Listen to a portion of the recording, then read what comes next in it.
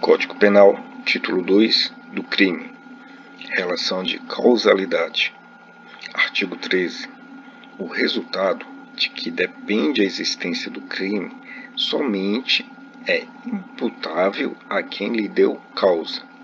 Considera-se causa a ação ou omissão sem a qual o resultado não teria ocorrido.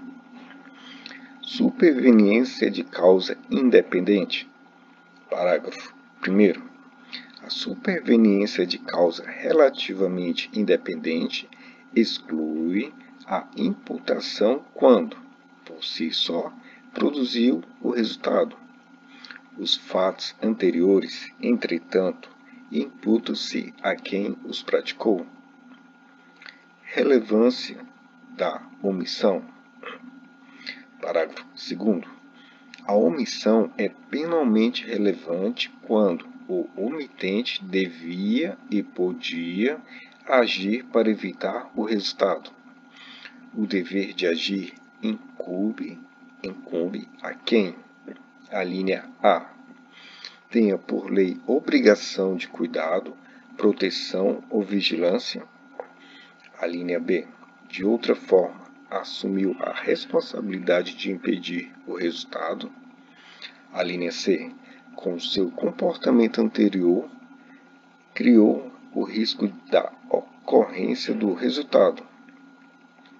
Artigo 14. Disse o crime. Crime consumado. Inciso 1. Consumado quando nele se reúnem todos os elementos de sua definição legal. Tentativa. Inciso 2. Tentado quando iniciada a execução não se consuma por circunstâncias alheias à vontade do agente. Pena de tentativa. Parágrafo único. Salvo disposição em contrário, pune-se a tentativa com a pena correspondente ao crime consumado, diminuída de 1 a 2/3. Desistência voluntária e arrependimento eficaz. Artigo 15. O agente que voluntariamente desiste de prosseguir na execução ou impede que o resultado se produza só responde pelos atos já praticados. Arrependimento posterior. Artigo 16. Nos crimes cometidos sem violência ou grave ameaça à pessoa, reparado o dano ou restituída a coisa até o recebimento da denúncia ou da queixa por ato voluntário do agente, a pena será reduzida de 1 a 2/3. Crime impossível. Artigo 17. Não se pune a tentativa quando, por ineficácia absoluta do meio ou por absoluta impropriedade do objeto, é impossível consumar-se o crime. Artigo 18. Disse o crime. Crime doloso. Inciso 1. Doloso. Quando o agente quis o resultado ou assumiu o risco de produzi-lo. Crime culposo. Inciso 2. Culposo. Quando o agente deu causa ao resultado por imprudência, negligência ou imperícia. Parágrafo único. Salvo os casos expressos em lei, ninguém pode ser punido por fato previsto como crime, senão quando pratica dolosamente.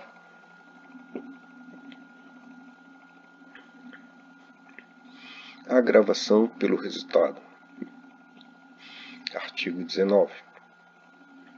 Pelo resultado que agrava especialmente a pena, só responde o agente que o houver causado, ao menos culposamente. Erro sobre elementos do tipo. Artigo 20. O erro sobre elemento constitutivo do tipo legal de crime exclui o dolo.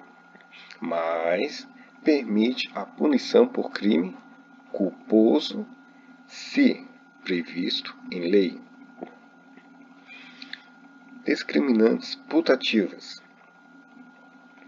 Parágrafo 1º.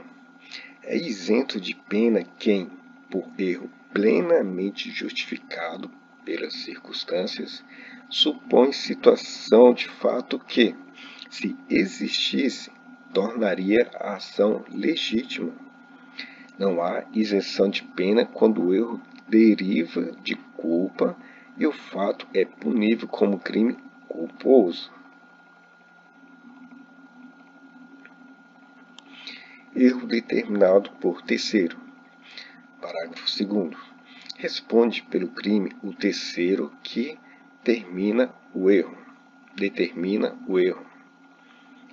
Erro sobre a pessoa. Parágrafo 3º.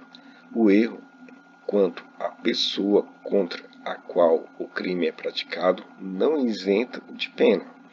Não se consideram, neste caso, as condições ou qualidades da vítima, senão as da pessoa contra quem o agente queria praticar o crime. Erro sobre a ilicitude do fato. Artigo 21. O desconhecimento da lei é inexcusável. O erro sobre a ilicitude do fato ser inevitável isenta de pena. Se evitável, pode diminuí-la de 1/6 a 1/3. Parágrafo único.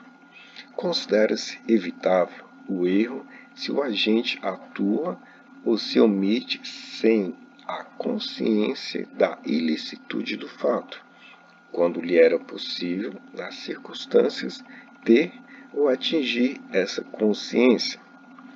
Coação irresistível e obediência hierárquica. Artigo 22. Se o fato é cometido sob coação irresistível ou em estrita obediência à ordem, não manifestamente ilegal, de superior hierárquico, só é punível o autor da coação ou da ordem. Exclusão de ilicitude. Artigo 23. Não há crime quando o agente pratica o fato. Inciso 1. Em estado de necessidade. Inciso 2. Em legítima defesa.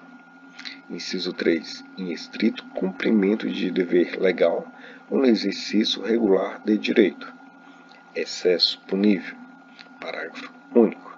O agente, em qualquer das hipóteses deste artigo, responderá pelo excesso doloso ou culposo.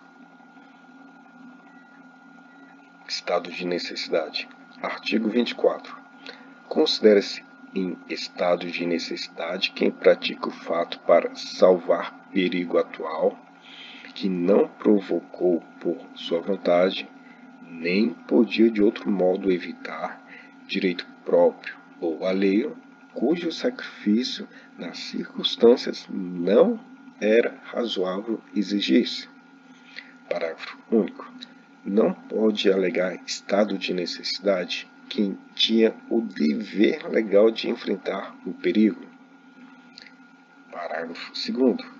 Embora seja razoável exigir-se o sacrifício do direito ameaçado, a pena poderá ser reduzida de 1 a 2/3. Legítima defesa. Artigo 25. Entende-se em legítima defesa quem, usando moderadamente dos meios necessários, repele injusta agressão atual ou iminente a direito seu ou de outrem. Parágrafo único. Observados os requisitos previstos no caput deste artigo, considera-se também em legítima defesa o agente de segurança pública que repele agressão ou risco de agressão à vítima mantida refém durante a prática de crimes.